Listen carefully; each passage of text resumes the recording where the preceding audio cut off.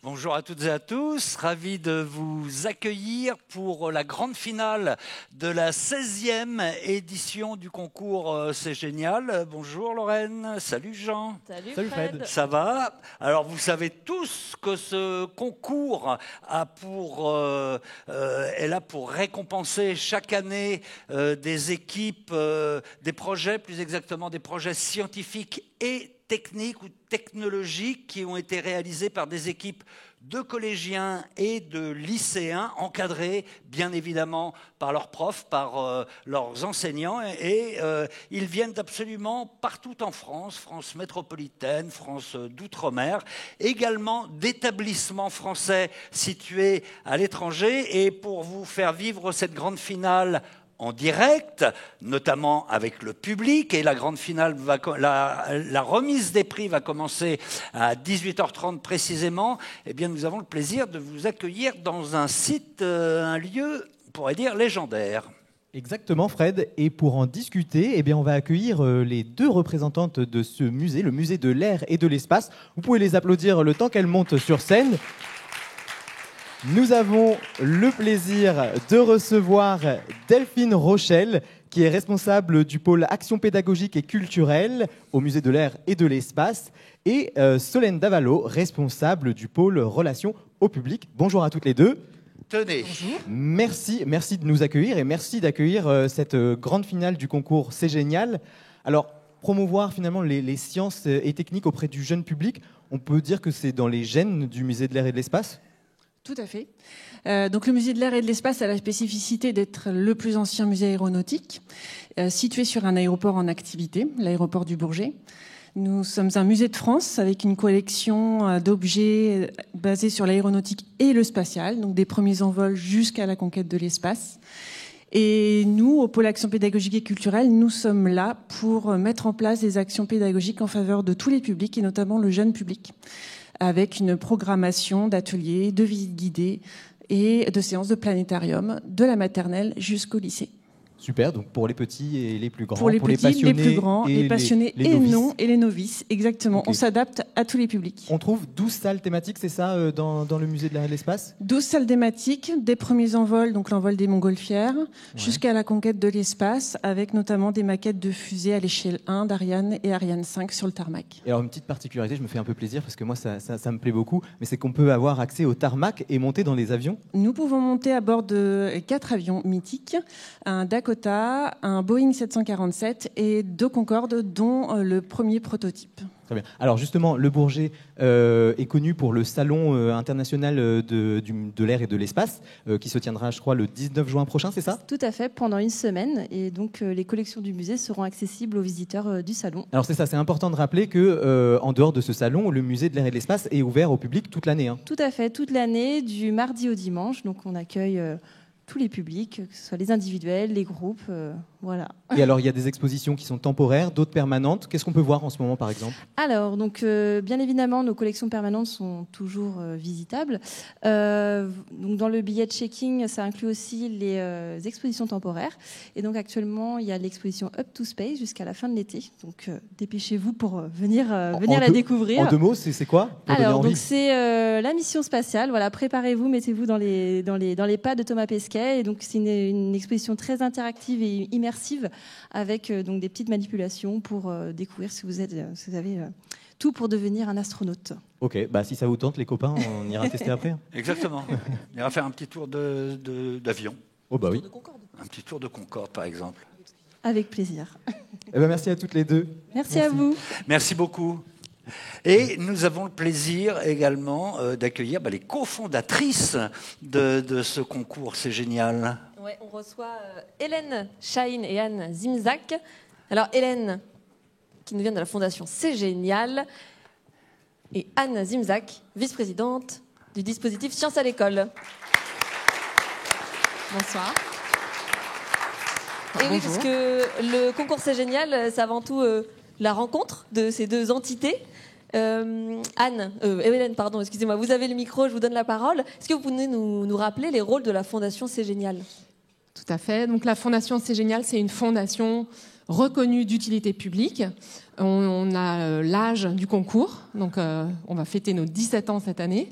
Et notre mission, c'est de promouvoir la science et la technique, enfin, les sciences et les techniques auprès des jeunes de collège et de lycée.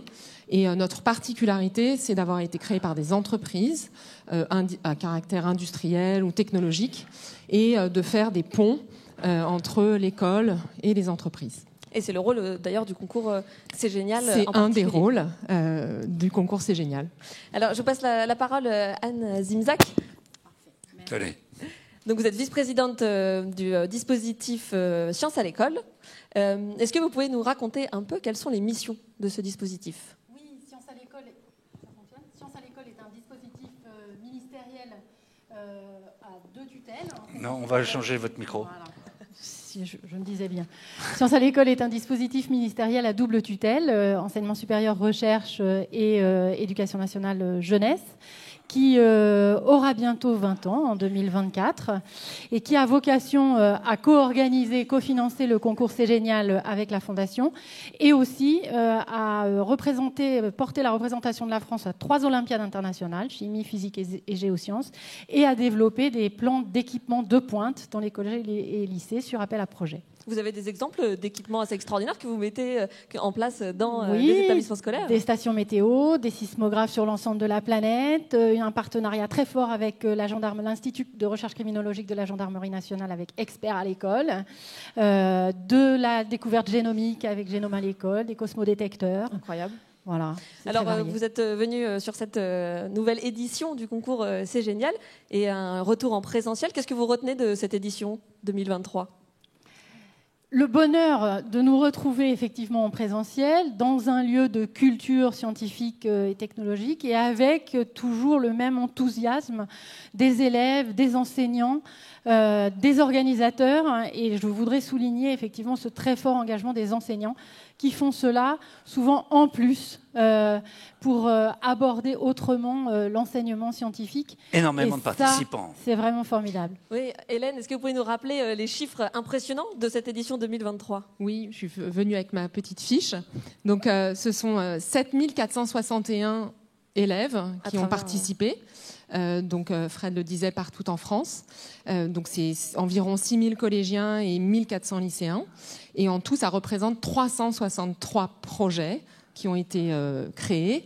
Aujourd'hui, on en a vu 50. Et les projets viennent de 30 académies. Voilà, représentent toute la Et on salue tous les enseignants aussi qui les encadrent. Tous les enseignants qui les encadrent, c'est-à-dire plus de 300, puisque très souvent, ils sont en équipe, ils sont 2 à accompagner les élèves. Donc oui, je tiens à les remercier aussi de leur engagement. Ah ben on les applaudit. Et on peut souligner aussi la participation et la présence de lycées professionnels qui, au même titre que les lycées généraux et technologiques et les collèges, participent au concours. Et ça, c'est très important, notamment avec la politique présidentielle actuelle. Merci beaucoup.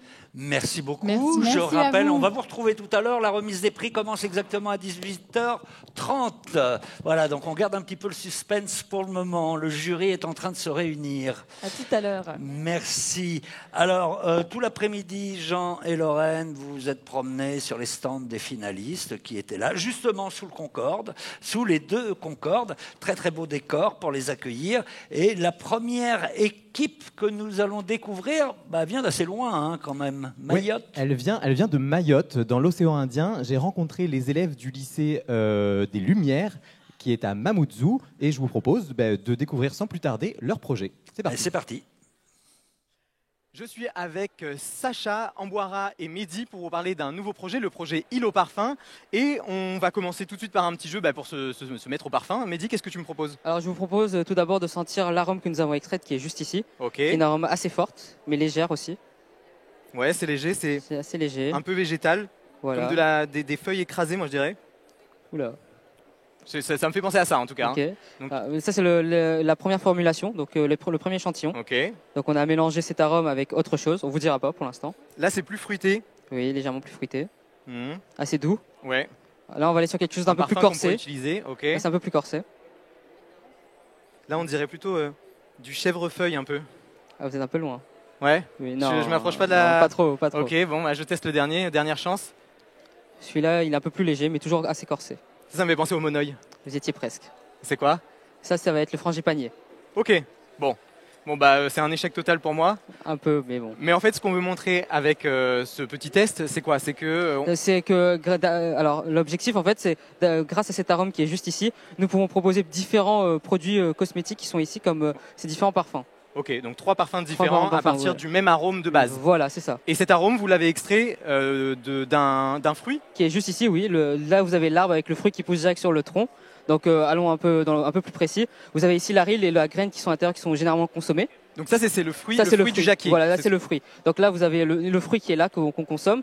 Et au final, il ne vous restera plus que la peau. La peau est généralement soit donnée aux animaux pour consommation, soit elle est jetée dans les rues. Donc c'est un déchet. C'est un déchet, voilà. Nous allons récupérer ces déchets et extraire cet arôme qui est juste ici à partir de ce déchet-là. L'idée, c'est de valoriser donc Le déchet, c'est bien ça. Pour faire une exploitation du fruit du jacquier, voilà, c'est ça. Un peu plus raisonnée. Voilà, c'est ça. En fait, c'est vraiment zéro déchet. Ok. C'est vraiment du zéro déchet. Et alors, je me tourne vers Amboira. Comment vous avez fait pour extraire cet arôme? Déjà, on a pris 2 extractions. Mais ouais. l'autre, 2 méthodes différentes. Oui, voilà.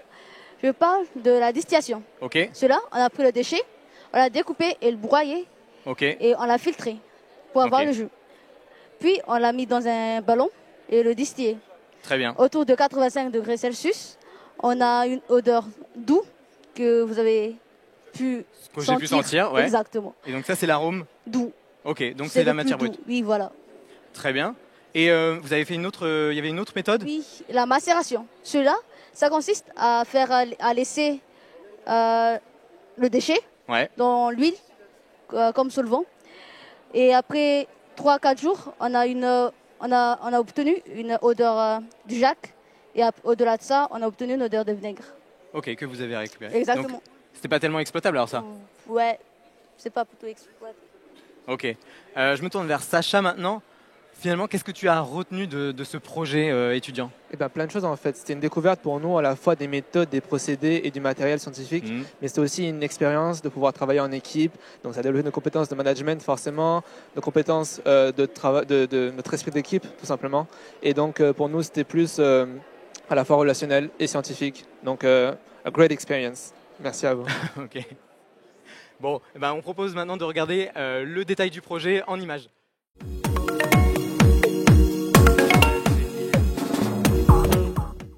Bonjour à tous. Nous sommes une équipe de 23 élèves du lycée des Lumières, provenant à la fois des filières générales et professionnelles. Dans le cadre du concours C'est Génial, nous sommes ravis de vous présenter notre projet qui consiste à extraire un arôme actuellement non utilisé en cosmétique. Mais qu'est-ce qu'un arôme? Les arômes sont des biomolécules qui renferment une ou plusieurs odeurs agréables. Nous nous intéressons donc au type de biomolécules essentielles dans le développement de produits cosmétiques. Ainsi, l'enjeu de notre projet est de mettre en lumière un nouvel arôme qui viendrait compléter la gamme de senteurs disponibles sur le marché. En étudiant les fruits appréciés sur notre territoire, le jack a retenu notre attention pour sa portée environnementale. En effet, sa peau et ses graines sont des déchets qui peuvent polluer les rues pendant la saison des pluies. Ainsi, ce projet a pour ambition d'être à la fois innovant et durable, en développant un produit cosmétique de manière écologique. Reprise à Mayotte, le jack regorge de biomolécules, que ce soit dans sa chair ou dans sa peau. Cette dernière, régulièrement jetée, constitue la matière première centrale à notre projet, que nous allons tenter de recycler. Nous allons tout d'abord étudier les littératures existantes autour du jack, puis nous nous pencherons sur les 2 méthodes qui ont permis l'extraction de l'arôme de jack. Enfin, nous envisagerons des perspectives à l'issue du projet. Pour extraire le biomolécule odorant du fruit du jack sans le dénaturer, nous avons fait des recherches bibliographiques. En lisant plusieurs publications, nous avons identifié plusieurs techniques d'extraction. Les différentes techniques d'extraction sont la distillation, l'hydrodistillation, la macération et l'infusion. Nous avons choisi la technique de distillation et macération car ce sont des techniques plus faciles à mettre en œuvre et que nous disposons de l'ensemble du matériel au lycée.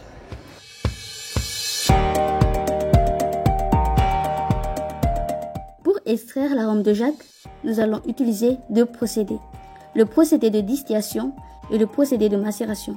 Concernant l'extraction par distillation, ce procédé va nous permettre de séparer les différentes espèces chimiques qui sont présentes dans la solution grâce à la température d'ébullition qui est propre à chaque espèce chimique. L'extraction par macération consiste à laisser reposer la matière végétale dans un solvant pendant plusieurs jours. Contrairement à la distillation, la macération est un procédé qui sollicite plus de temps, mais qui nous permet de récupérer la totalité d'arômes dans le fruit. Pour réaliser la macération, nous avons d'abord découpé et pesé 50 g de la peau de Jacques. Ensuite, nous l'avons immergé avec un volume de 100 ml d'huile. Et enfin, nous avons laissé reposer pendant 2 ou 3 jours à 1 semaine. Après 2 ou 3 jours, nous avons obtenu comme odeur l'odeur de Jacques. Et après 1 semaine, nous avons obtenu une odeur de vinaigre. Cela est peut-être dû à la présence des sucres dans le fruit qui ont fermenté. Pour conclure, lors de ce projet, nous avons pu mettre en valeur un déchet de l'agriculture locale, à savoir la peau de Jacques, pour en extraire différentes biomolécules odorantes. Grâce à la technique de distillation, nous avons réussi à isoler un seul arôme de Jacques, qui était pour l'instant inconnu, avec une odeur douce et agréable et volatile. Si je devrais faire un bilan personnel des compétences acquises durant ce projet, nous avons tout d'abord appris différentes méthodes scientifiques d'extraction qui ont enrichi notre savoir. Nous avons appris à travailler en équipe en lien avec des élèves d'autres filières, CAP et Pro. Et pour finir, comment réaliser une recherche en laboratoire, c'est-à-dire le protocole expérimental, la rédaction d'un compte-rendu et sa présentation. Pour la suite du projet, nous comptons formuler un produit cosmétique à partir de cette nouvelle arôme de Jacques et des plantes odorantes de notre île. Je tiens à remercier le rectorat de Mayotte, le lycée des Lumières, le PER à Coconi et le CRIOB à Perpignan pour la réalisation de ce projet. Ben voilà, on peut les applaudir à le lycée des Lumières à Mayotte qui sont avec nous, qui ont fait le déplacement pour venir. Ils vont nous rejoindre tout à l'heure dans la salle, je pense, pour la remise des prix également. Alors, Lorraine, toi, t'es pas allée aussi loin, hein, en fait. Moi, je suis allée jusqu'à Grenoble avec les collégiens du collège Jean-Jacques Perret. Ouais. Et leur thème, c'est microplastique, la menace invisible. Je vous propose qu'on découvre ça en images. Sujet d'actualité. Bonjour. Alors, Méléane, Lounaël et Charlie, enchantés. Avec votre projet, vous avez mis le nez dans l'épineux problème de la pollution plastique, et alors plus particulièrement l'interaction avec le plancton. Méléane, pourquoi c'était important d'étudier cette interaction ? Parce que le plastique a de nombreux impacts sur la santé, notamment des animaux, par exemple sur la plasticose chez les canards, qui peut les amener à leur perte. Mais il y a aussi sur notre santé à nous, parce que les microplastiques sont comme des éponges. Ils rejettent des perturbateurs endocriniens qui peuvent être nocifs pour notre santé. Et donc le plancton, pourquoi le plancton ? Oui, parce que justement, il est à la base de la chaîne alimentaire. Et donc, plus les animaux sont grands, plus ils auront ingéré de plastique. Ok, donc plus potentiellement, on a de risques pour la santé. Oui. Lounaël, est-ce que tu peux nous expliquer plus précisément ce que c'est le plancton ? Oui, alors le plancton, c'est des micro-organismes. Il existe 2 types de plancton. Le phytoplancton, qui est du plancton végétal, et le zooplancton, qui est du plancton animal. Donc le phytoplancton fait la photosynthèse. C'est pour ça qu'on le surnomme le 2e poumon de la planète. Le premier, c'est les arbres, et le 2e, c'est le phytoplancton. Et le zooplancton mange le phytoplancton. D'accord. Alors, Charlie, vous avez travaillé sur une espèce en particulier, je crois. Est-ce que tu peux nous la présenter ? Alors, on a étudié les Daphnies magna. Donc, ce sont ces Daphnies-là. Ce sont la plus grande espèce de Daphnies et on les a utilisées car elles sont très utilisées en écotoxicologie, car elles réagissent très fortement au changement d'environnement. Donc là, on a pu l'imprimer en 3D grâce à une imprimante 3D qu'on a gagnée. Mais là, on l'a agrandie car normalement, elle mesure environ 1 mm. Ok, donc ça se voit, on en a là, je crois, oui. Ça se voit même à l'œil nu. Là, on les distingue qui sont en suspension dans l'eau. Et là, elles sont vivantes, ces Daphnies. Oui, elles sont vivantes. Ok. Alors, donc la deuxième étape, ça a été de mettre en contact ces Daphnies avec du plastique. Et vous nous avez ramené plusieurs échantillons. Ça, c'est des microplastiques. À partir de quand on parle de microplastiques ? Alors, on parle de microplastiques à partir de 5 mm. Ok. Et Lounaël, est-ce que tu peux nous expliquer comment vous avez récupéré ces plastiques-là ? Alors, on a utilisé des bouteilles en plastique, en fait, de différentes couleurs. Puis ensuite, on les a râpées avec une râpe en métal et on les a tamisées pour qu'ils aient la taille qu'on veut. Donc, par exemple, ici, ils font 1 mm et ici, ils en font 200 micromètres. Ok, donc vous avez mis en contact les Daphnies avec les plastiques de quelle taille ? Parce que 1 mm, une Daphnie, là, ça fait la même taille qu'elle, elle peut pas le manger, celui-là. Non, on l'a mis, ça dépendait des expériences, mais généralement, on l'a mis avec des 200 micromètres. D'accord, ok, très bien. Et alors, vous avez dû compter chaque bout de plastique séparément pour savoir combien vous en mettiez dans chaque petit puits où il y a les Daphnies ? C'est ça, en fait, on les a collés à du papier filtre avec une colle naturelle, une colle faite en amidon de maïs. Donc oui, en fait, à chaque fois, on devait compter combien il y en avait pour avoir avant et après l'expérience. Bon, on découvrira dans une vidéo que vous avez réalisée juste après comment vous avez pu repérer le plastique dans les daphnies. Mais alors, dans la globalité, qu'est-ce que vous retenez de ce projet? Peut-être Méléane, tu peux nous raconter ce que tu retiens? Ça m'a apporté une certaine rigueur scientifique, je pense à tous, parce que compter les microplastiques, c'était un peu long, puis tous les protocoles qu'on a réalisés. Mais aussi à mieux m'exprimer à l'oral, savoir un peu parler avec tout le monde.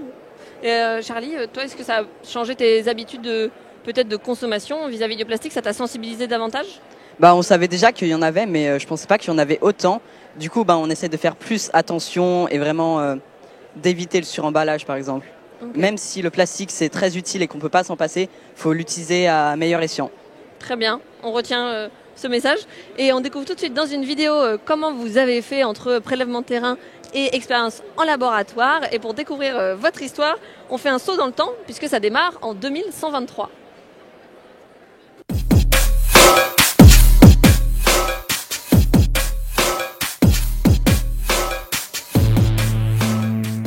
Dans un monde où le plastique est partout et où la plupart des animaux, dont le plancton, ont disparu, un scientifique désespéré tente toujours de trouver des solutions. En fouillant dans les archives, notre chercheur trouve alors un vieux journal parlant de jeunes scientifiques voulant sensibiliser la population sur le danger imminent que représente le plastique. Il décide de chercher des informations sur ces jeunes scientifiques du planctonium sur Internet et tombe sur un vieux site ainsi que de nombreuses interviews. Bonjour. Les microplastiques sont néfastes pour la santé à cause des perturbateurs endocriniens. Ils fonctionnent même comme une éponge et peuvent être des radeaux pour certaines épidémies. Et aussi, ils affectent la chaîne alimentaire. Nous avons également collaboré avec Tara Océan afin d'effectuer des prélèvements sur le site du lac du Bourget. Et les résultats sont alarmants. Pour une moyenne nationale de 300 macrodéchets par 100 mètres, nous en avons retrouvé 563. Et ce n'est pas mieux pour les microplastiques. Pour une moyenne nationale de 0,31 microplastiques par kilo, nous en avons retrouvé 15. C'est énorme. Nous avons mené l'enquête et nous avons trouvé la présence de microplastiques dans les terres agricoles, en surface et en profondeur. Nous avons également trouvé dans les eaux rejetées de la station d'épuration de Chambéry, comme vous pouvez le voir sur cette photo. Et nous avons cherché la présence de microplastiques dans les eaux de surface du lac du Bourget, et nous avons trouvé des microplastiques. La problématique est, est-ce que les daphnies vont manger des microplastiques? Et si oui, ça va impacter toute la chaîne alimentaire. Dans un premier lieu, nous avons fait des expériences avec des pigments photoluminescents et des daphnies. Nous avons mis des daphnies, un zooplancton qui se nourrit de phytoplancton, en présence de particules photoluminescentes, puis, sous l'œil d'une microscope et d'une lampe UV, et voici le résultat de nos photos. On a pu conclure que les daphnies ont avalé ces pigments photoluminescents ou même été coincés dans leurs pattes et dans leur exosquelette. En deuxième temps, nous avons pu suivre plusieurs protocoles afin de déterminer l'ingestion des microplastiques par les daphnies en fonction de plusieurs facteurs, comme par exemple la couleur ou la concentration d'algues dans leur milieu. Nous, on travaille sur les nombres. Là, on est en train de compter des microplastiques pour pouvoir ensuite les mettre dans la boîte 24 puits. Après, on mettra de l'eau et des daphnies. La taille des microplastiques influence-t-elle l'ingestion par les daphnies? Donc, nous avons tamisé du PEHD dans différents tamis de 200 micromètres et d'1 millimètre. Et nous avons fait de la colle à l'amidon de maïs et de l'eau. Donc, c'est de la colle naturelle. Et nous avons disposé sur des petits ronds de papier filtre une dose de microplastique. C'est la fin du monde. Si seulement nous avions écouté ces jeunes scientifiques. Pas d'inquiétude, cette histoire est complètement imaginaire. Pourtant, si nous voulons que cela reste de la fiction, il faut agir dès maintenant.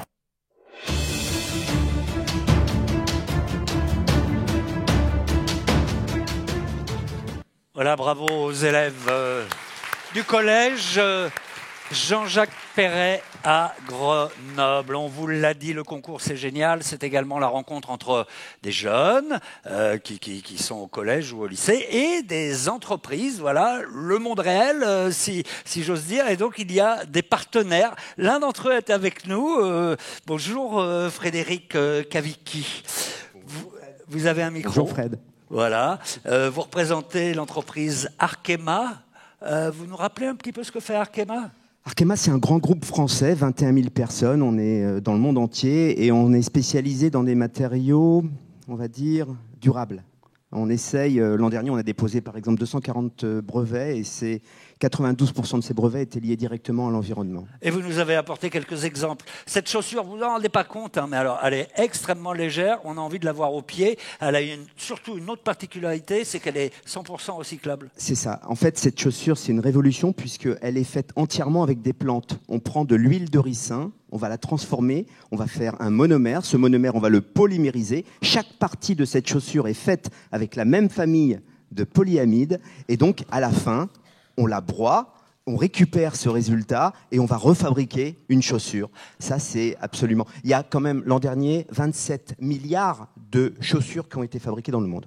D'accord. Ce qui est intéressant aussi, c'est qu'une fois que je ne l'utilise plus, je dois vous la renvoyer. En fait, je ne l'achète pas, je la loue. Exactement. Ces chaussures ne se vendent pas, elles se louent. Je ne sais pas combien, quelques dizaines d'euros. Je crois que c'est 30 € par mois. Et alors, c'est pas nous, c'est la marque On Running qui fait ça. On travaille avec eux. Et donc, tous les 6 mois, il faut attendre quand même 6 mois ou plus, vous renvoyez votre chaussure, vous avez une autre chaussure. Donc, comme ça, vous avez toujours une chaussure neuve, de qualité, parce que c'est une chaussure quand même d'exception qui permet de faire du sport à haut niveau. D'accord. Et puis alors, un autre petit objet pour conclure, qui est intéressant aussi. Ça représente bien un peu les défis de demain. C'est un tube de rouge à lèvres. La société Le Rouge Français qui a travaillé pendant 3 ans pour développer un rouge à lèvres 100% végétal. D'habitude, le rouge à lèvres est fait plutôt avec des graisses animales, là, 100% végétal. Et ils nous ont appelés en disant, est-ce que vous pourriez nous faire un écrin comme vous fabriquez des produits biosourcés ? Et on leur a fait cet écrin. Alors, c'est assez super parce que ça, on pense que c'est du verre ou du plastique. Non, c'est fait aussi avec des plantes et c'est 100% recyclable. Quand vous avez fini d'utiliser, je ne vais pas vous faire une démonstration, mais quand vous avez fini d'utiliser votre... Je vais le faire sur Fred. Non. Quand vous avez fini d'utiliser votre rouge à lèvres, vous renvoyez ça, vous recevez un nouveau stick de rouge à lèvres, ça coûte la moitié du prix, donc c'est intéressant. Vous le remettez dessus et rien n'a été jeté. 900 millions de sticks de rouge à lèvres ont été fabriqués l'an dernier, je crois. Eh bien, merci beaucoup pour ces démonstrations. Merci beaucoup, Fred. Et merci d'être partenaire. Un petit mot quand même. Qu'est-ce qui vous inspire, vous, dans le fait d'être partenaire du concours ? C'est génial. C'est simple. Cette jeunesse que j'ai devant moi, c'est l'avenir. N'oubliez pas que la science, c'est la clé de toutes les connaissances pour comprendre le monde. Et l'an dernier, on a embauché 2000 personnes. Donc peut-être demain, vous aurez peut-être la chance de travailler chez Arkema. Je le souhaite. Vous êtes... Les bienvenus. Les bienvenus. Retenez, retenez, bonne proposition.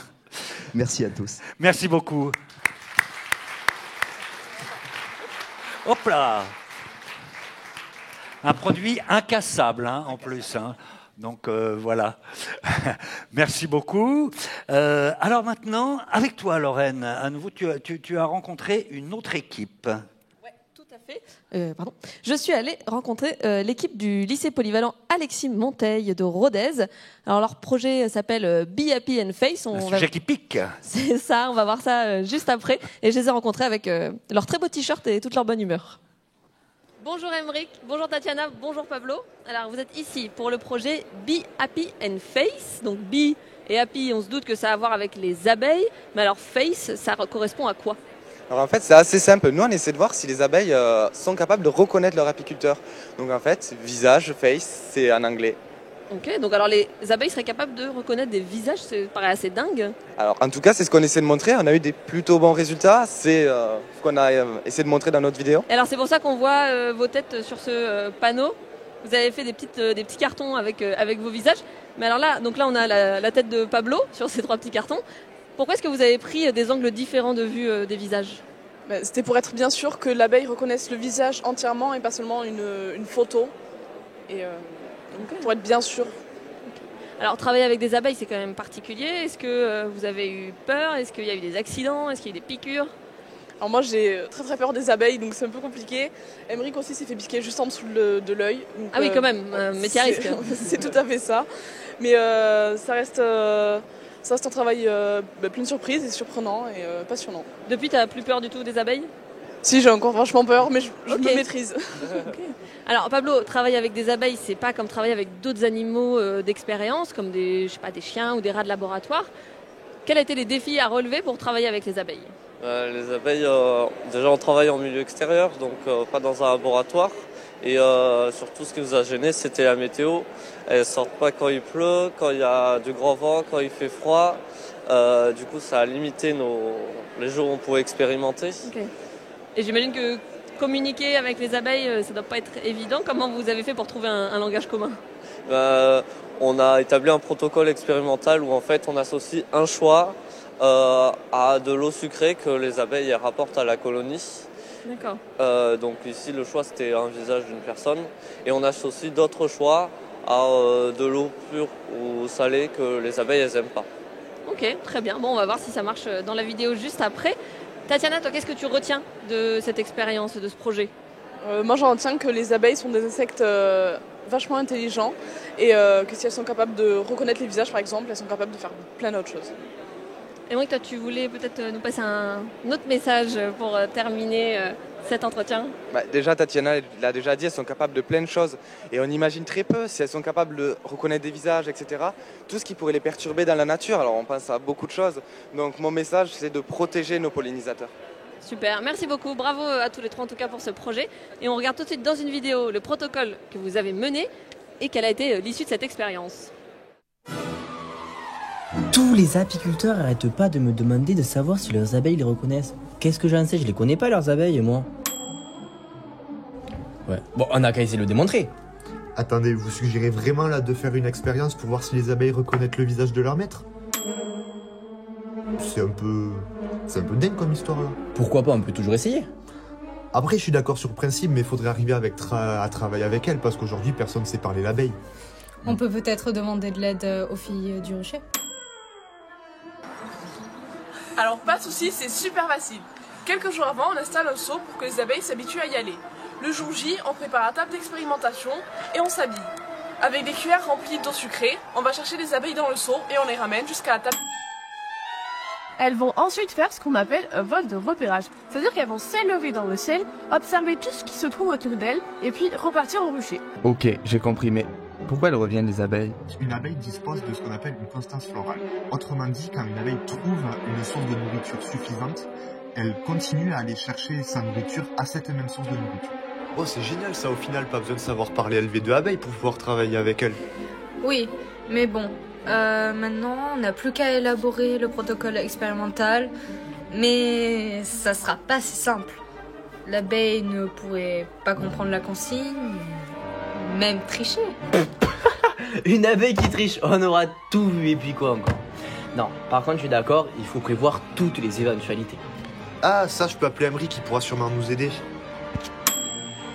J'ai compris le problème et je sais comment vous aider. Déjà, moi je pense que c'est vraiment pas bête cette histoire de triche. Regardez tout ce qu'elles savent faire. Elles peuvent discriminer les couleurs et même discriminer les formes. Imaginez tous les moyens qu'elles ont à leur disposition pour tricher. Elles peuvent même dénombrer. Bon, maintenant on a toutes les photos, c'est bien. Super, c'est parti pour les expériences. On prépare donc notre table d'expérimentation et on peut y voir d'abord un panneau avec des cartes avec des visages différents et des petits taquets qui sont le support de l'eau sucrée ou pas. Enfin, on décide d'associer l'eau sucrée avec la tête d'aimant. On filme tous les allers-retours de l'abeille à la table d'expérimentation afin de pouvoir analyser les résultats plus tard. Et puis, on a eu ça. D'abord, l'abeille, elle tourne un peu en rond autour du panneau, donc on comprend qu'elle est un peu perdue en fait. Elle ne trouve pas, elle ne comprend pas la consigne. Donc on a appelé cette phase la phase de non-compréhension. L'abeille, elle ne sait pas où est l'eau sucrée et elle ne connaît pas les consignes. Puis après, on remarque que l'abeille commence à essayer tous les taquets, tous les supports un par un. Elle goûte, puis elle s'aperçoit si c'est bon ou si c'est pas bon, avant de trouver la bonne réponse. On a appelé cette phase la phase de semi-compréhension, puisque l'abeille n'a pas conscience de la consigne, mais elle sait où se trouve le sucré. Enfin, on remarque que l'abeille observe les visages, tourne autour, les discrimine et finit par choisir le bon visage sans erreur ou alors avec très peu d'erreurs. On appelle ça donc la phase de compréhension où l'abeille a non seulement compris qu'elle peut trouver du sucre sur les supports, mais sous un visage spécifique. Alors, au début, on a vu que l'abeille, elle se trompait beaucoup, elle hésitait entre les photos, elle cherchait un peu au hasard.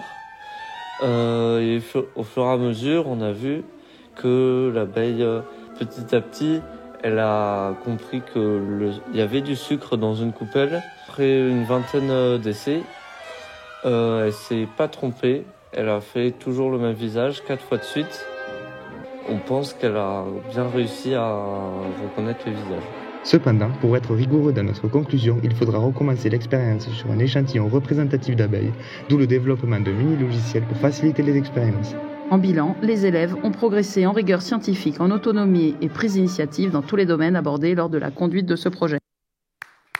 Bravo aux élèves du lycée Alexis Monteil de Rodez, qu'on voit très bien dans la salle, n'est-ce pas, avec leur magnifique t-shirt jaune. Bravo à vous. On a le plaisir de recevoir Olivier Rabier avec nous. Bonjour Olivier. Vous êtes directeur des programmes de la Fondation Total Énergie. C'est ça. Donc la Fondation Total Énergie a pour cœur d'œuvrer pour la jeunesse, les jeunes entre 12 et 25 ans et en priorité ceux issus des quartiers ou des situations les plus vulnérables. Et dans la Fondation Total Énergie, il y a un programme en particulier qui s'appelle Planète Énergie. Oui. Exactement. Alors la Fondation elle-même s'articule autour de quatre grands axes qui sont l'éducation et l'insertion, qui sont la sécurité routière, qui sont le dialogue entre les cultures et le patrimoine, et qui est le climat, le littoral et les océans. Et au sein même de la partie éducation et insertion, on a une initiative qui est portée par le site Planète Énergie. Planète Énergie, c'est la mise à disposition de ressources, à la fois pour les étudiants, les élèves et les professeurs. Donc, il faut avoir une adresse .edu pour être enregistré, mais ça vous permet d'avoir pour vos exposés, pour vos recherches, pour vos discours, vos préparations à l'école, à l'université, un certain nombre de ressources qui vont porter sur principalement les énergies, mais aussi aujourd'hui de plus en plus sur la transition énergétique qui est bien évidemment importante. Et alors, votre rôle et pourquoi vous avez eu envie de venir soutenir le concours C'est génial. Alors, les sciences, nous pensons que c'est un vecteur principal au travers de la curiosité, de l'esprit critique, et c'est ce qui va vous orienter et vous faire découvrir très certainement les futurs métiers de demain et ceux où aujourd'hui on recherche. Et donc, pour notre fondation, c'est tout à fait naturel de venir vous accompagner parce que tout ce qu'on a pu voir aujourd'hui dans les différents stands et dans les discours et les échanges très riches que nous avons eus avec tous les élèves, alors moi j'étais sur le jury des lycéens, montre que vous avez entre les mains les clés et les solutions, j'espère, pour aider à passer ce cap qui va ensuite nous permettre de prolonger cette transition. Donc vous aviez en plus une vision de l'intérieur parce que vous faites partie du jury lycéen. Vous ne révélez rien, c'est pour tout à l'heure. Non, vous il ne a révélez fallu rien, se battre, hein. mais votre sentiment général. Le sentiment général, c'est que, il y a vraiment tout. Il y a des démarches très approfondies, il y a des démarches qui étaient, j'ai presque envie de dire, plus artistiques parfois que scientifiques, mais elles ont aussi leur valeur parce que c'est une manière également de voir le monde et de penser comment on va pouvoir le faire évoluer. Et je dirais des qualités, j'ai même réussi, je prétends pas tout savoir, mais aujourd'hui, j'ai pu apprendre un certain nombre de choses que, même en étant ingénieur, j'avais pu oublier ou ne pas savoir. Eh ben, très bien. Merci beaucoup en tout cas de soutenir le concours, Fred, c'est génial. Merci à tous. Merci Olivier Rabier. Merci beaucoup. On va découvrir une autre équipe, Jean, que tu as Exactement. rencontrée. Ouais, on va découvrir l'équipe du projet du collège Jean Dosier à Saint-Mamé-la-Salvetat. Alors vous allez voir, ils viennent du Cantal, ils sont fiers de leur département et ils sont remontés à bloc. C'est parti. Chaud devant, Alana, Inès et Honoré vont nous présenter leur projet de chauffe-eau solaire. Alors Alana, d'où vient cette idée de projet de chauffe-eau solaire? T'en avais marre de te laver à l'eau froide? Alors du coup, c'est une idée qui a été proposée par notre professeur de physique-chimie, Monsieur Meillet. Et donc, il nous a demandé de répondre à 3 problématiques. Ouais. Donc, quel est le fonctionnement d'un chauffe-eau solaire autonome? Comment le réaliser avec un maximum de matériaux de récupération? Et comment mesurer ses performances et ses limites? Ok, donc il vous a lancé 3 défis. Honoré, est-ce que tu te mouilles pour nous expliquer comment ça fonctionne? Eh bien, en gros, le soleil émet des rayons. Ok. Notre panneau solaire va les capter et les convertir en énergie thermique. Donc l'eau qui est à l'intérieur va se réchauffer. Ok. Donc sa masse volumique va diminuer, donc elle va monter dans le bidon. Une fois dans le bidon, elle va perdre de son énergie thermique. Ok, donc elle se refroidit. Oui, voilà. Sa masse volumique va réaugmenter et du coup, ce qui fait qu'elle va redescendre par ce tuyau et revenir dans le panneau pour se réchauffer à nouveau. Et c'est un cycle en gros. Et c'est un cycle qui s'arrête jamais comme ça? Oui. Ok. Inès, comment vous avez trouvé le temps de faire tout ça? Du coup, c'était en dehors des cours. C'était tous les mardis de 13 à 14 heures. Donc, c'était l'atelier scientifique animé par notre professeur de physique-chimie. Et comment vous avez fait finalement pour choisir les bons matériaux, les bonnes couleurs, etc. Qu'est-ce que vous avez fait? Du coup, au début, on avait fait des recherches. Ok. Et après, en passant à la construction, on avait fait beaucoup d'expériences pour savoir les bons matériaux qu'on aurait besoin, etc. Ok. Par exemple, pour choisir, je vois que tout est en noir ici. Il y a une raison pour ça? Oui, donc on avait fait une expérience sur les couleurs. Donc on avait placé un thermomètre dans des pochettes en couleurs et on a vu celui qui absorbait le mieux la chaleur. Ok. Et donc vous avez choisi finalement de tout peindre en noir puisque c'était la meilleure solution. Voilà. Ok. Et vous étiez seul pour faire ça? Non, il y avait d'autres personnes. Du coup. Il y avait combien? Vous étiez combien? On était 14, 7 filles et 7 garçons. Et ils sont où les autres? Allez, je vous laisse découvrir la suite du projet avec la Claire Chazal du Cantal.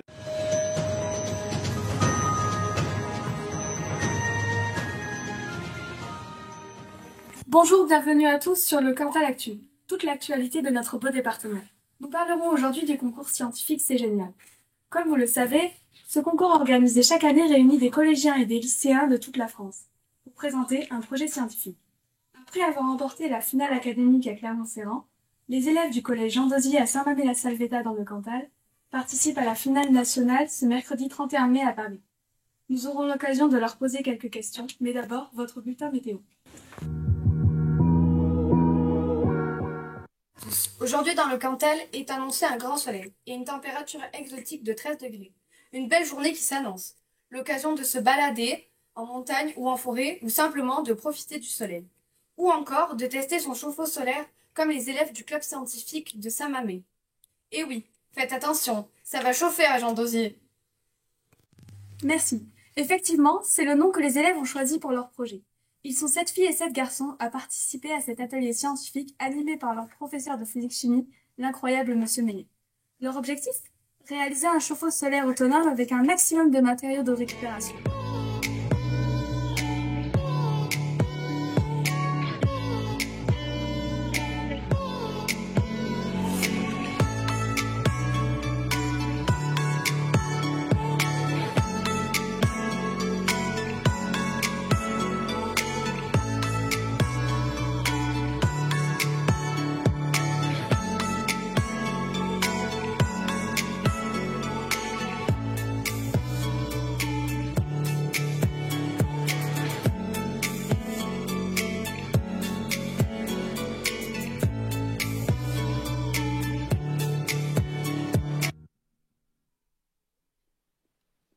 Qu'est-ce qui fera la différence lors de la finale nationale à Paris?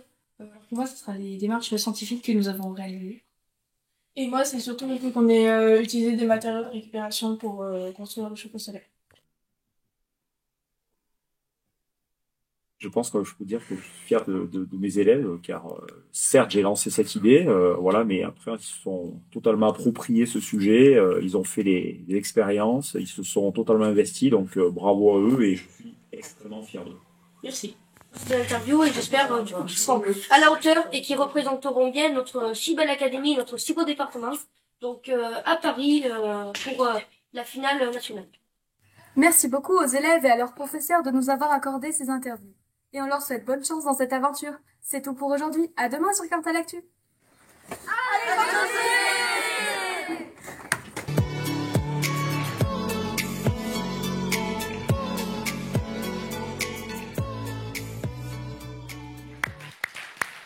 Bravo aux élèves du collège Jean Dosier. Bravo qui sont là aussi dans la salle. Je rappelle d'ailleurs que tout à l'heure on remettra un prix pour les vidéos puisque les collégiens et les lycéens qui ont défendu des projets devaient aussi réaliser des vidéos sur chacun de leurs projets. Nous avons le plaisir d'accueillir maintenant Fabienne Esquia, bonjour. Bonjour.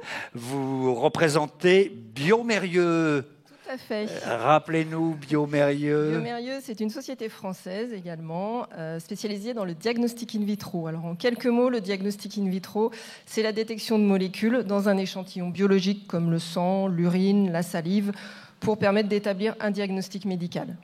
Et vous vous occupez en particulier des études cliniques, c'est ça? Tout à fait. Donc on arrive plutôt sur la fin du processus de développement, quand on met le test en vie réelle auprès des patients. Et l'objectif, c'est de démontrer l'utilité médicale d'un produit, comme par exemple un test qui va permettre de réduire la durée de traitement antibiotique d'un patient, sans le mettre en danger, bien sûr, tout en étant sûr de l'efficacité du traitement. Donc voilà, ça, c'est une vraie utilité médicale. Alors, les scientifiques, les techniciens qui font de la science, enfin tout ça, tous les jeunes là qu'on croise ici, c'est directement chez vous. Après, vous tout le à recrutez fait, quasiment que... Voilà, on est super intéressés d'être ici pour promouvoir l'intérêt scientifique de tous ces jeunes et montrer que la science, c'est notre cœur de métier. On en a besoin à tous les niveaux, dans tous les domaines. Donc on est ravis d'être là pour promouvoir cet intérêt scientifique parce que c'est ce qui permet de développer l'esprit critique, de la rigueur, de la curiosité. C'est aussi un lien pour nous, industriels, avec les jeunes qui sont en formation. Donc moi, j'ai beaucoup appris aujourd'hui. J'étais membre du jury collège. J'ai trouvé ça passionnant. Vous étiez dans jury collège, vous? Jury collège. Ouais. Ils ont des idées d'innovation qui sont extraordinaires. Et ça permet aussi de voir sur quoi il va falloir travailler dans le futur, parce que c'est eux qui vont innover dans le futur. Vous leur piquez pas leur brevet, hein? Non, mais par contre, on est intéressés pour qu'ils viennent dans quelques années. Venez, vous avez plein d'idées. Voilà. Et le dernier point, c'est aussi Biomérieux promeut l'égalité homme-femme, l'égalité sociale. Et c'est important de dire aujourd'hui aux jeunes filles, vous avez toute votre place dans les cursus scientifiques. C'est très important. Vous pouvez faire de très belles carrières scientifiques avec des métiers passionnants. Donc voilà, n'hésitez pas, il faut briser les stéréotypes. On est nombreuses ici à être la preuve vivante que les carrières scientifiques sont également ouvertes aux femmes.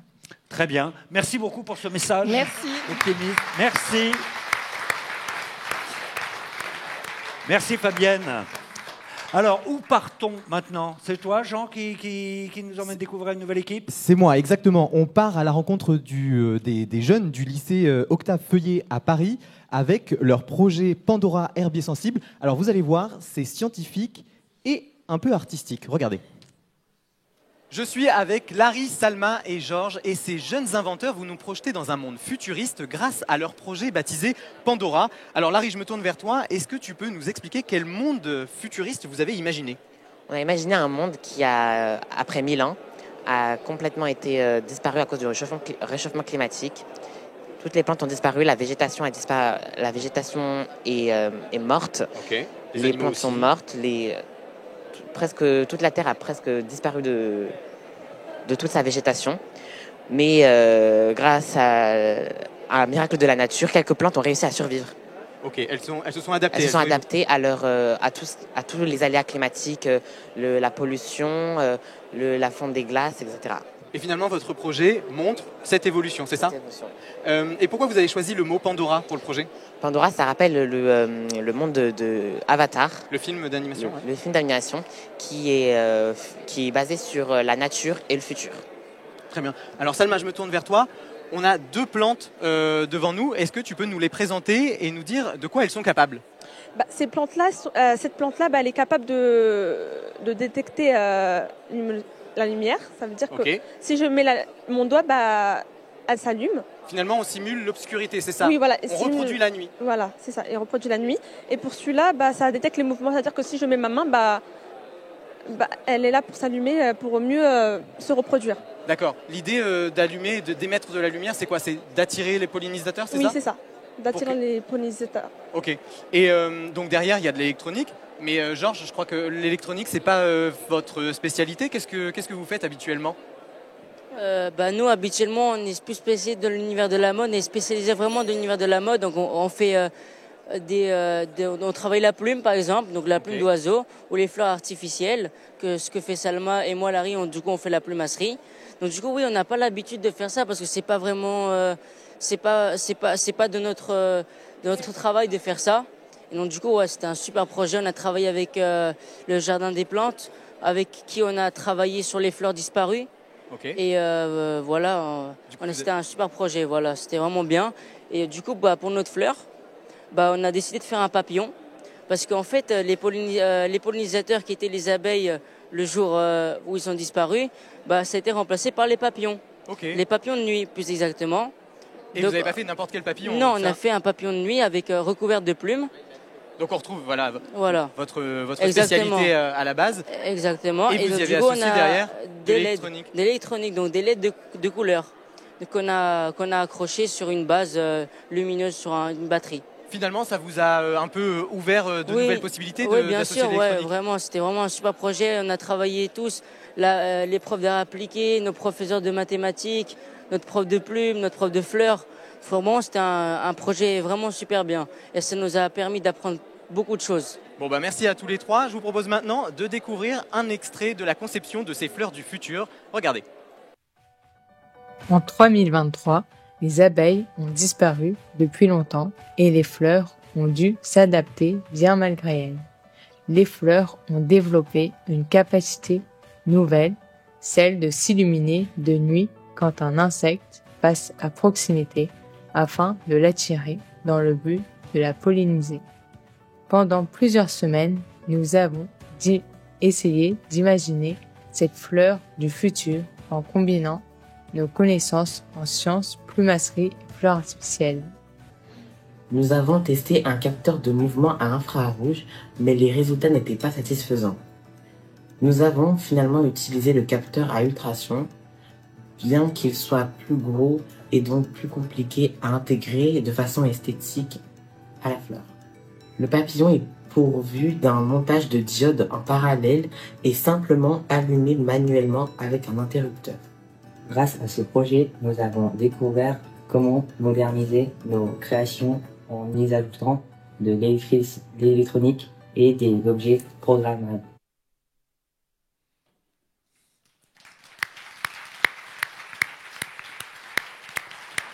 Bravo aux élèves du lycée Octave Feuillet à Paris. J'ai appris un mot et un métier. Parce qu'en fait, ils font de l'électronique, mais ils travaillent avec les plumes. C'est ça, ils apprennent la plumasserie, on dit. La plumasserie. Ouais. D'accord.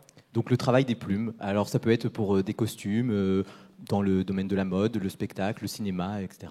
D'accord. Très très beau projet en tout cas. Et alors, Lorraine, on va suivre une dernière équipe parce que malheureusement on n'a pas pu filmer tout le monde. Alors là, on part à nouveau en Outre-mer. Ouais, là j'ai rencontré une équipe guyanaise. Ils viennent du collège Léodate Volmar de Saint-Laurent du Maroni. Et alors là, ils sont carrément venus avec une prothèse mécanique de bras.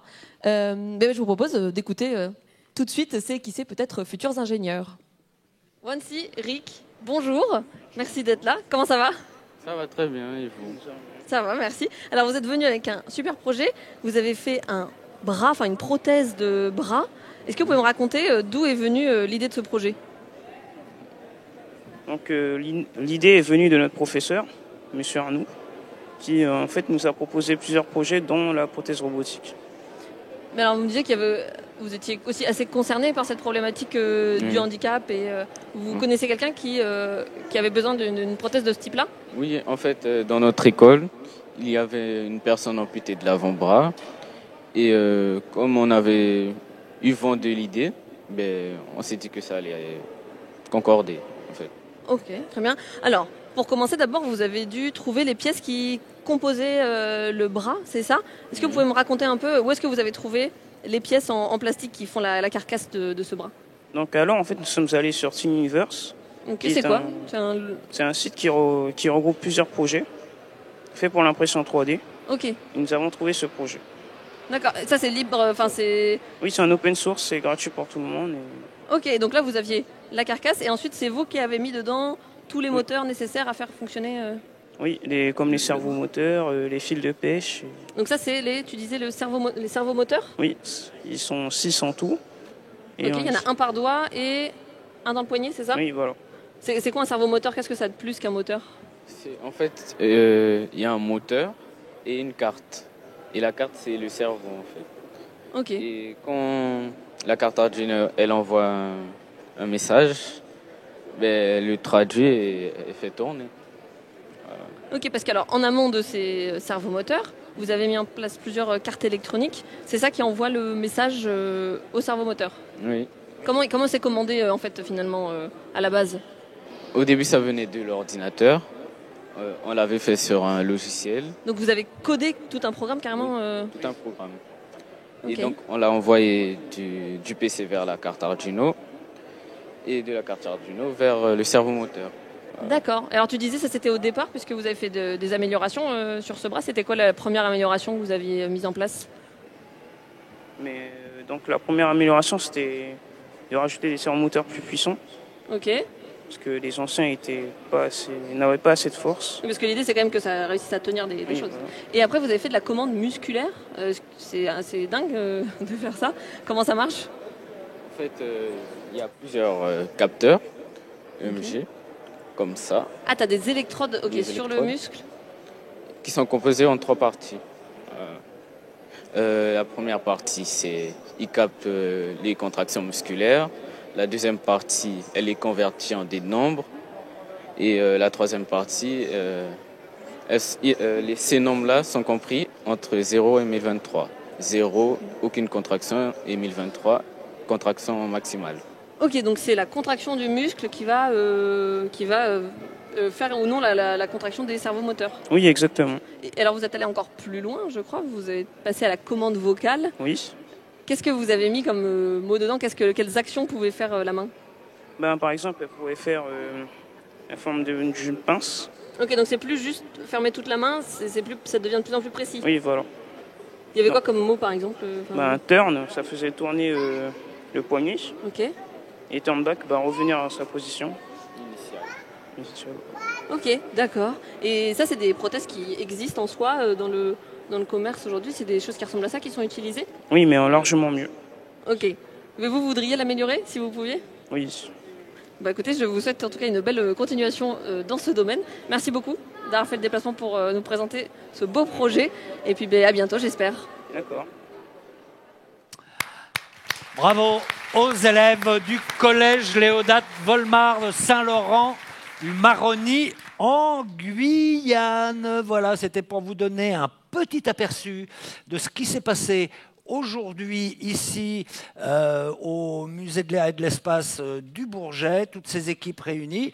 On va pouvoir en découvrir d'autres. On va faire une petite pause. Le jury est en train de finir ses délibérations et on va dire à 18h30 à peu près, on va pouvoir commencer la remise des prix. Mais on n'a pas fini notre petit tour. Non, entre-temps, on découvre d'autres projets qu'on a eu le plaisir de découvrir cet après-midi.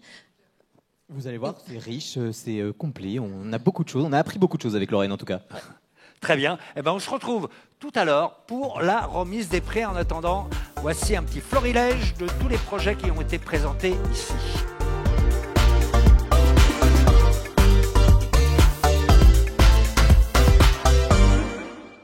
On continue notre tour de France des lauréats au musée de l'air et de l'espace avec plus de 50 stands réunis dans ce hangar.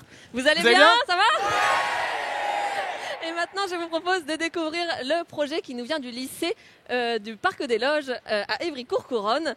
Leur objectif, trouver comment faire avancer des nanorobots dans des vaisseaux sanguins. Pour qu'un jour, peut-être, ils nous soignent de l'intérieur. Mais les élèves sont encore les mieux placés pour nous parler de leur projet. Écoutez-les. Nous avons décidé de participer au concours C'est Génial, car c'est un projet inédit. En effet, dans le lycée, personne n'y a jamais participé. De plus, on pense avoir un projet de bon niveau avec des perspectives éventuelles pour la recherche et des entreprises innovantes. Enfin, ce qui nous intéresse beaucoup, c'est l'ouverture à l'international de ces génies. Nous avons entendu parler de futurs nanorobots d'ordre de grandeur inférieure à 1 mm qui sont capables d'inspecter le corps humain et d'effectuer par exemple de la microchirurgie, etc. Et donc notre idée de départ c'était de développer un prototype téléguidé et nous sommes entrés très vite en contact avec M. Alouche, professeur de mathématiques à l'école polytechnique. Il est venu donc au lycée nous rencontrer, etc. Et on s'est vite rendu compte avec lui que finalement notre problème principal n'était pas le contrôle de mouvement mais plutôt le mode de propulsion. D'où notre problématique, quel mode de natation pour un nanorobot. J'effectue des recherches sur la locomotion à faible nombre de Reynolds depuis plus de 10 ans. C'est un sujet passionnant qui est à l'intersection entre la biologie, la physique et les mathématiques. Et qui pourrait, qui sait, déboucher sur la fabrication de micro-robots capables d'effectuer des opérations dans le corps humain. Dans notre projet, on a essentiellement utilisé des notions de mécanique des fluides et donc l'équation de Navier-Stokes. Cette équation adimensionnalisée fait apparaître un nombre sans dimension, dit nombre de Reynolds. Lorsque celui-ci est très inférieur à 1, ce qui est le cas dans notre projet, les termes d'inertie deviennent négligeables et il vient l'équation de Stokes. La physique associée aux conditions de Stokes est très particulière. En régime de Stokes, en l'absence d'inertie ou de diffusion, il y a ce qu'on appelle un phénomène de réversibilité des écoulements.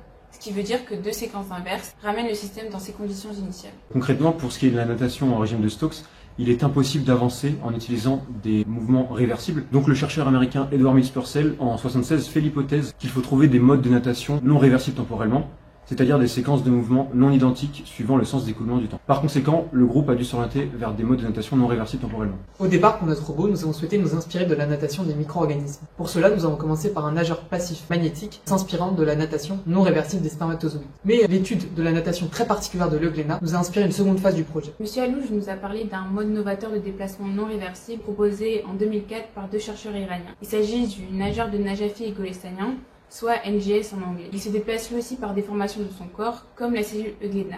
On a tout de suite vu l'intérêt de ce modèle, c'était réalisable avec nos moyens techniques et modélisable informatiquement. De plus, ce serait une première technologie, car le NGS n'avait jamais été réalisé, avec la perspective de créer un outil réellement utile à de vrais chercheurs. Au lycée, nous avons eu d'assez gros moyens techniques, grâce à la prépa PSI, et nous avons eu la chance qu'un de nos professeurs de sciences ingénieurs se passionne pour le projet. Les sphères aux extrémités du robot se déplacent grâce à un système pignon-crémaillère, actionné par des moteurs Pava. Le robot intègre des piles et un microcontrôleur Arduino pour contrôler son mouvement. L'étude des mouvements de notre nageur se ramène à un système de 6 équations à 6 inconnues, qui sont pour chacun des 3 éléments, sa vitesse et la force extérieure qu'il subit. Pour chaque variation successive de la longueur des bras, la résolution d'une matrice 6-6 via notre programme informatique permet de simuler le mouvement, qui est une succession d'avancées et de reculs conduisant finalement à un déplacement global. Nous avons donc conçu un prototype destiné à nager dans un liquide visqueux, donc du gel pour les mains, afin d'avoir un nombre de Reynolds assez similaire à celui d'un nanorobot naviguant dans le sang. Et par la suite, nous avons également imprimé en 3D les éléments, intégré l'électronique et même construit un aquarium spécial pour les tests. Le prototype a tout de suite fonctionné, avec une vitesse du même ordre de grandeur que celle prédite par la simulation, avec un écart de 45%, ce qui est excellent par rapport aux approximations faites. Le projet réalisé par le groupe d'élèves du lycée des Loges à Évry est tout simplement exemplaire. Il est rarissime de voir des élèves de terminale appréhender des concepts sophistiqués de mécanique des fluides, réaliser 3 ou 4 expériences mettant en évidence le théorème de Purcell, de pouvoir réaliser un robot nageur de Najafi et Golestanian fonctionnel.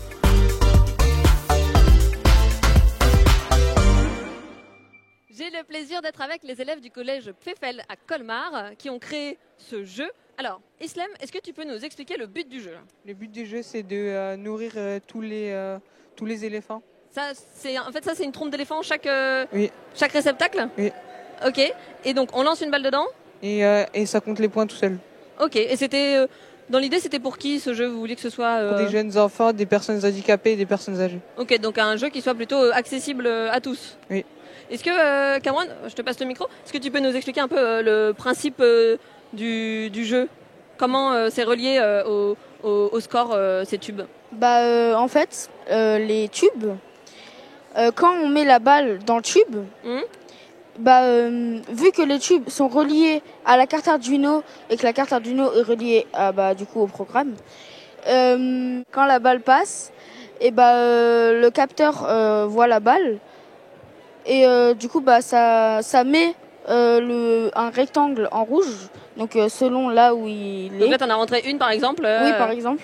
Ok. Et du coup, c'est en rouge et du coup, on sait où on a mis la balle et. Ok. Et voilà. Alors le capteur, je crois que c'est ta spécialité, Issem. Est-ce que tu peux juste nous expliquer un peu comment ça marche? Alors ça, c'est un des tuyaux que vous avez. Oups. Et ça, c'est les capteurs. Tiens, je te donne ça. Il y a l'émetteur qui envoie la lumière infrarouge et. Donc la balle, elle passe là-dedans. Et là, il y a le capteur avec la lumière infrarouge. Oui, et l'objet, il réfléchit la lumière infrarouge et le récepteur, il la reçoit. Ok, d'accord. Et ça, après, c'est pris en charge par un code. C'est toi qui l'as fait, Nejwa? Comment est-ce que ça s'est passé pour faire ce code? T'es parti de rien ou t'avais des bases un peu? On avait une feuille qui nous expliquait un peu. Et c'est tout. Juste les grands principes et après, c'est toi qui as tout agencé? Oui. Ok, d'accord. Et est-ce qu'il y a un truc qui a été particulièrement difficile à faire? Trouver le seuil. Ça veut dire que c'est le seuil du capteur quand est-ce qu'il capte la balle? On a mis la balle dans le tube où il y avait le capteur et après ça nous a donné un nombre. Il fallait trouver le bon nombre qui correspondait à ce nombre. Ok, parce que si vous êtes en dessous, la balle elle capte pas, c'est ça? Ça nous laisse pas de marge de sécurité. Ok. Ça bug. D'accord. Et pour remettre les comptes à zéro, comment ça se passe? On redémarre le programme. Tu redémarres le programme et on vous enlève les balles, c'est ça? Et là, vous avez tout construit, le bois, les tubes en PVC Ouais, oui. Ok. Et alors, qu'est-ce que ça vous a apporté ce projet? Plus de connaissances et de l'amélioration en programmation. Et ça te plairait de continuer à faire de la programmation? Oui. Issem, toi, ça t'a apporté quoi Cameron, est-ce que tu as envie de nous dire ce que ça t'a apporté? Qu'est-ce que tu retiens de ce projet? Je retiens que même quand on pense ne pas y arriver, on peut y arriver parce que au début, quand on voit le jeu, on se dit ça ressemble à rien, ça va jamais. Tu pensais que vous y arriveriez pas au début? Ça va aboutir à rien. Et au final, là, c'est bien. Okay. Chapeau en tout cas. Et puis moi, je vais vous laisser et je vais faire une partie de mon côté. Et encore bravo aux élèves du collège Peffel. Ah, presque.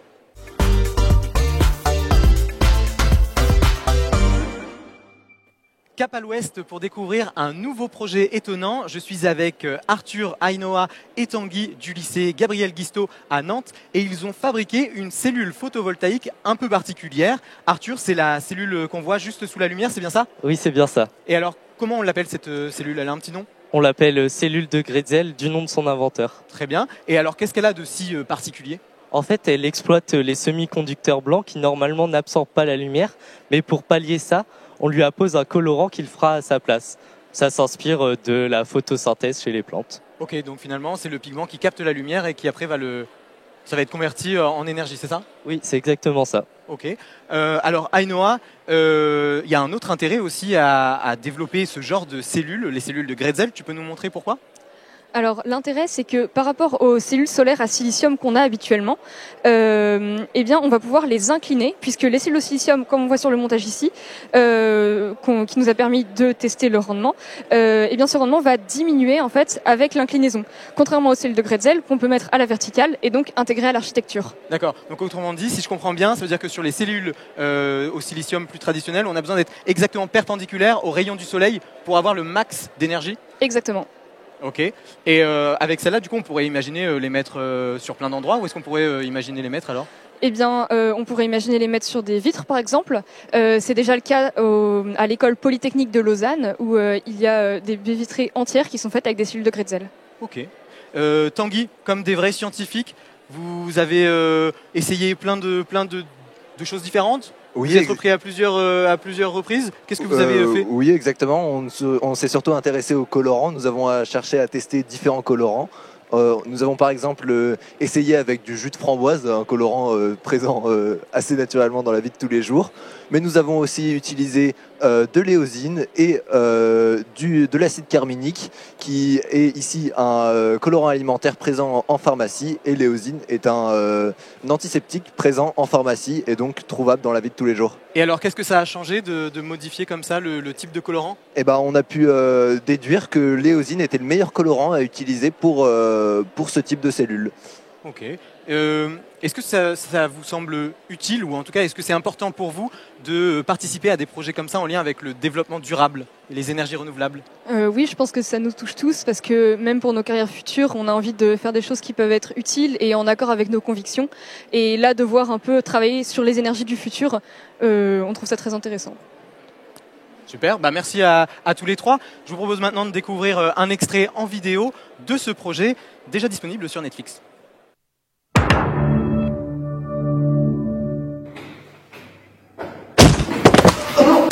Oh non, mon panneau photovoltaïque au silicium est cassé. Bon, je vais aller le mettre à la poubelle.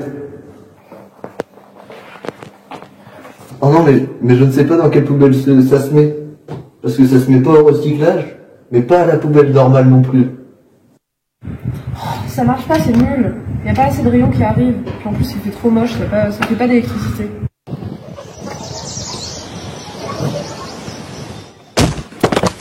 Oh, pardon. C'est vraiment nul, c'est nul aussi. Ouais, je suis d'accord. Faudrait faire comme lui. Ah, vraiment, c'est un jeu.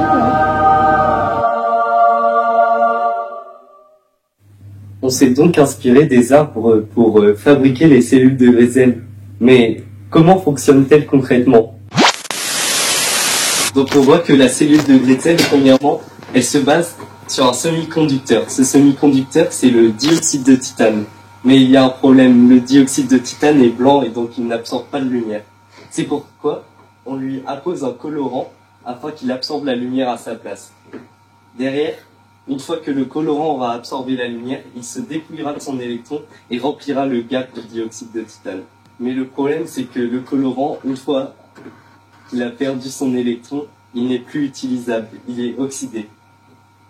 C'est pourquoi on rajoute une électrolyte liquide afin de le régénérer. Mais on se retrouve avec le même problème avec l'électrolyte.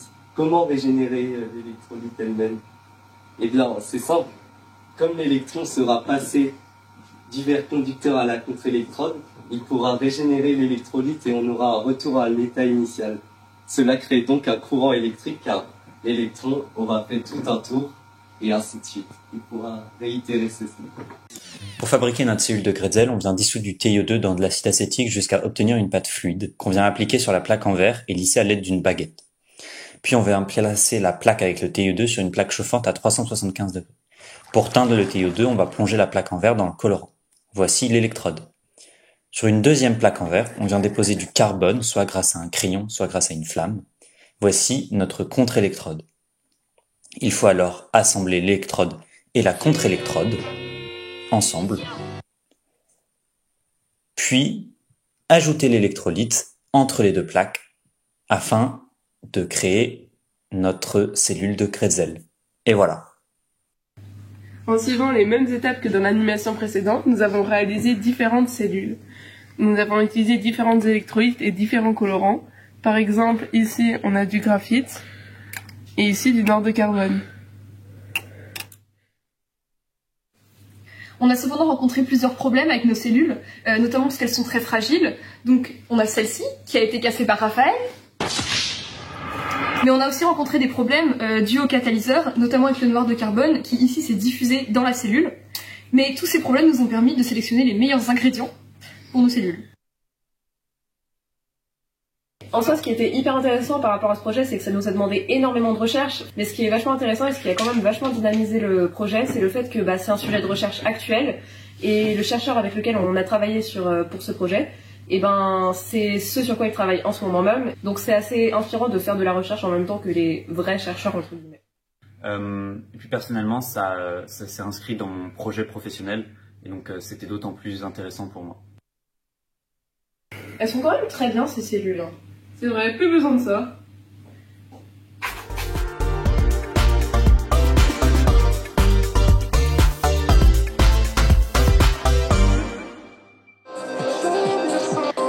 Alors je vous présente Méline, Raphaël et Marie qui viennent du collège de Triozoun à Neuvic, c'est près de Limoges, c'est ça? C'est ça. Ok, alors vous venez pour le Shiny Dance Project, c'est quand même, ça claque comme nom.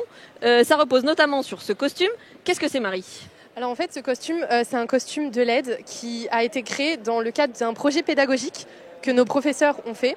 Et donc ce projet, il englobe notamment un spectacle de danse et de beatbox encadré par un champion de beatbox, donc le champion de France, Braise, et également le 3e meilleur mondial, et un danseur connu à l'international, Nasreddin.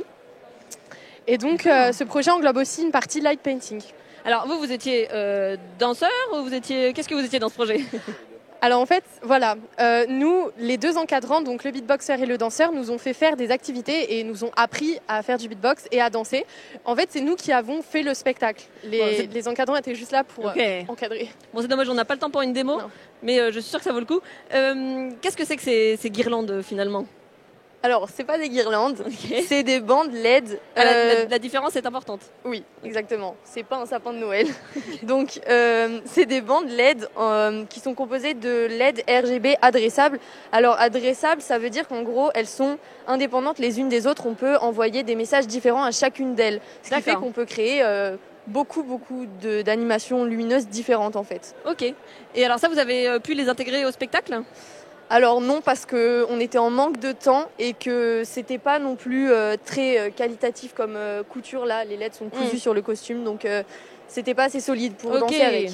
Et alors, donc là, c'est des LED qui sont programmables, mais vous avez aussi développé d'autres capteurs. On en a vu un tout à l'heure qui s'allumait. Celui-là, il réagit à quoi? Celui-là, il réagit à la musique, pardon. D'accord, donc la musique de Braise, par exemple. La musique, par exemple, de Braise, oui. Et même si je tape sur la table?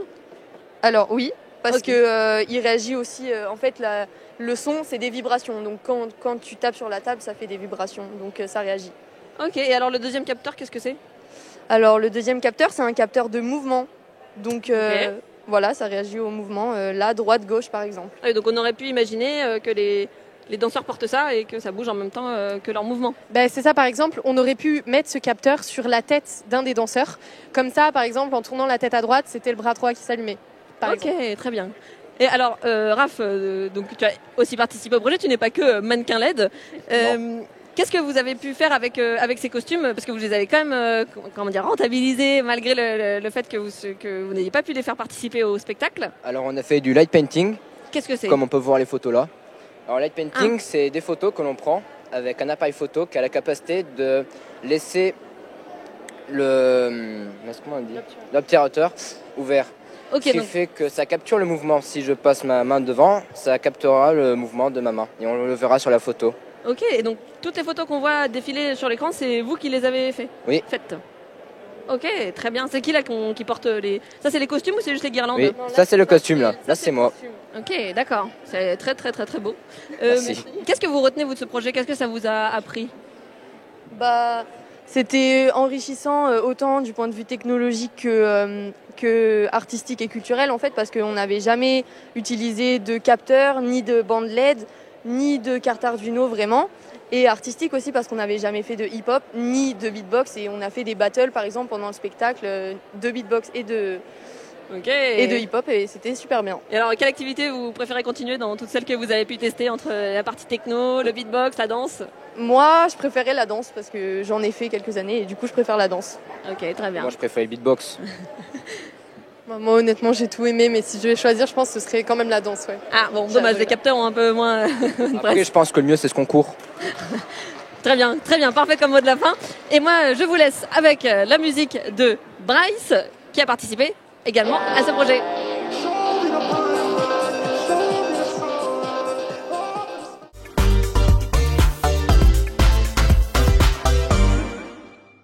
Nouveau projet, nouvelle équipe. Je suis avec les étudiants du lycée Pilotes Innovants International près de Poitiers.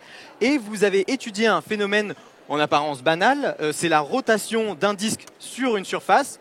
C'est un peu comme quand on fait tourner une pièce sur une table. Louise, pourquoi vous avez étudié ce phénomène physique ? Alors il y a deux choses. Premièrement, on a vu une vidéo YouTube du disque de l'heure donc qui est en train de tourner et on a vu qu'il tournait très longtemps. Ouais. C'est vraiment une particularité. Ça peut tourner combien de temps ? Ça peut tourner jusqu'à 2 minutes si on le lance avec c'est énorme, avec une bonne vitesse. Et donc on a allié ça au fait que c'est vraiment un phénomène de la vie de tous les jours. Donc une pièce qui tombe de la poche, ça fait le même mouvement. Et donc ces deux raisons nous ont entraînés à choisir ce projet pour notre travail. Ok. Alors on va découvrir avec Léonard, finalement, quels paramètres vous avez essayé de mesurer sur ce disque ? Alors nous, on a essayé de mesurer 3 différentes variables, donc l'inclinaison de la pièce au cours du temps, le mouvement de rotation propre et le mouvement de précession. Et alors, comment vous y êtes pris? Vous allez nous faire une démonstration, là? Tu peux nous décrire ce qui se passe? Donc là, on a un électroaimant qui retient la pièce dans une position inclinée. Et donc, quand l'électroaimant relâche la pièce, elle va donc se mettre en rotation. Et donc là, on va avoir plusieurs lasers qui vont mesurer les mouvements de la pièce. Donc celui-ci vertical va se réfléchir donc sur la pièce et rencontrer la plaque de plexiglas qui va nous permettre de mesurer l'inclinaison. Parce qu'on va voir une trace apparaître sur la... Okay. Exactement. Et un deuxième laser rasant qui rejoint une photorésistance. Et donc en récupérant la tension à ces bornes, on va pouvoir obtenir la fréquence de la précession. Et tout ça est enregistré sur l'ordinateur? Oui, grâce à la carte d'acquisition. Et grâce à ce dispositif, vous pouvez répéter l'expérience de la même manière plusieurs fois, c'est ça? Exactement, oui, avec l'électroaimant. Ok. Et toi, Antoine, alors qu'est-ce que ça t'a apporté de participer finalement à ce projet scientifique? En fait, on a pu développer une démarche expérimentale qu'on a améliorée et imaginée tous les trois. Et donc, ça nous a permis d'avoir une première approche dans le monde de la recherche et donc de découvrir un petit peu comment ça fonctionnait avec les aléas, des expériences qui marchent plus ou moins et à viser avec ça. Et toi, ça t'a donné envie de poursuivre tes études dans le domaine de la recherche, des sciences, de la physique? Ouais, complètement. Bah ouais, en plus on a pu rencontrer plusieurs personnes passionnées par la physique et c'est vrai que ça donne que envie de poursuivre dans cette voie-là. C'est elles qui vous ont donné un peu les clés ou les informations pour pouvoir construire ce projet? Bah on a eu l'aide de nos professeurs qui nous ont permis de nous donner des différentes pistes et puis après aussi il y a l'aide des différents jurys ou personnes chercheurs qu'on a pu rencontrer qui bien sûr ont participé au projet. Super, merci à tous les trois. Je vous laisse découvrir le reste du projet en images. Vous allez voir, il y a beaucoup de science et beaucoup d'humour. Ô disque de l'heure, révèle-nous les secrets de ta rotation.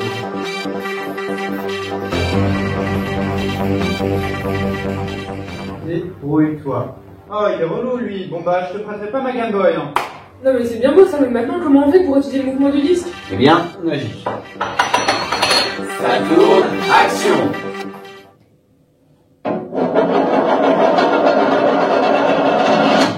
Ah, tu fais un labyrinthe? Moi aussi, mais j'arrive pas à trouver la sortie. Mais non, regarde, en filmant la pièce par le dessous, on s'aperçoit qu'on peut identifier différentes phases lors de sa rotation.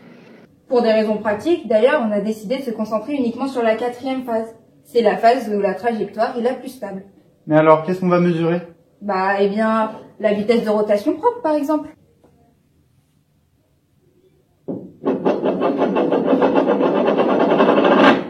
En parlant de rotation du disque, j'ai ramené mon 45 tours de maille à l'abeille. Et si tu veux, on peut les changer? Mais non. En plaçant une caméra sur le dessus, on peut mesurer la rotation propre du disque. On remarque alors que la vitesse angulaire diminue linéairement par rapport au temps. Et ce qui est intéressant, c'est de comparer cette valeur avec l'évolution de l'angle alpha au cours du temps. Et oui, grâce à un faisceau laser qui se réfléchit sur la pièce et à la trace laissée par le rayon réfléchi sur le film dépoli, on peut visualiser la pièce tomber lors de son mouvement. Du coup c'est bon, je vais apporter la pièce montée. Ah non mais t'as pas du tout compris. Nous on visualise la pièce tomber. C'est-à-dire qu'on mesure l'évolution de l'angle alpha en utilisant cette distance et en gros un peu de trigo. Ce qui va être intéressant, c'est de voir que cette évolution est linéaire elle aussi. Coïncidence ou pas, ça, on verra. Et toi, au lieu de faire le clown, tu ferais mieux de t'intéresser à la précession.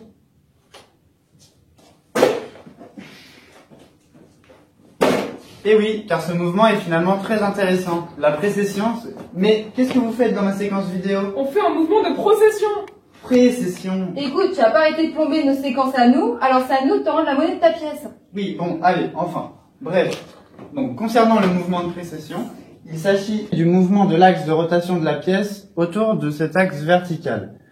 Nous avons pu l'étudier en mesurant la fréquence à laquelle un faisceau laser rasant est obturé par la pièce lors de sa chute.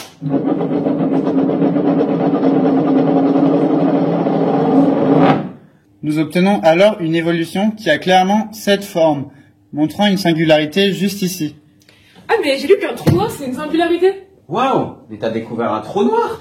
Génial. Bon, pendant que mes confrères racontent à peu près n'importe quoi, intéressons-nous maintenant au son que produit la pièce en tournant. Lorsque le disque tourne, il produit un son très intéressant. Pas celui-là. Pas celui-là non plus. Ah, écoutez ça. Nous avons pu mesurer que le disque produisait des à-coups et que la fréquence de ces à-coups augmentait de la même manière que la vitesse de précession. Donc, nous avons voulu comprendre quelle est l'origine de ces à-coups. On a étudié la régularité du mouvement de précession ou encore le contact entre le support et le disque. Et il semblerait que ces à-coups proviennent d'un saut du disque lorsqu'il est en mouvement. D'ailleurs, en parlant de support, est-ce que le support a une influence sur le mouvement du disque?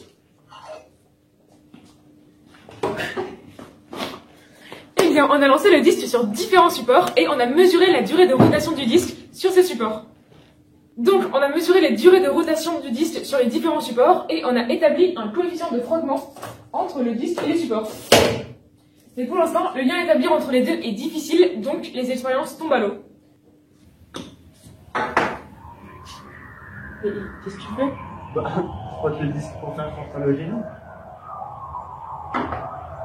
Bien joué, cher Padawan. Vous avez bien avancé.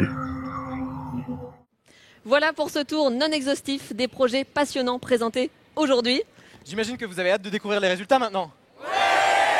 Alors, qui sont les gagnantes et les gagnants de cette nouvelle édition du concours C'est Génial? On découvre ça dans un instant et en direct. J'espère que vous avez hâte. Vous êtes prêts?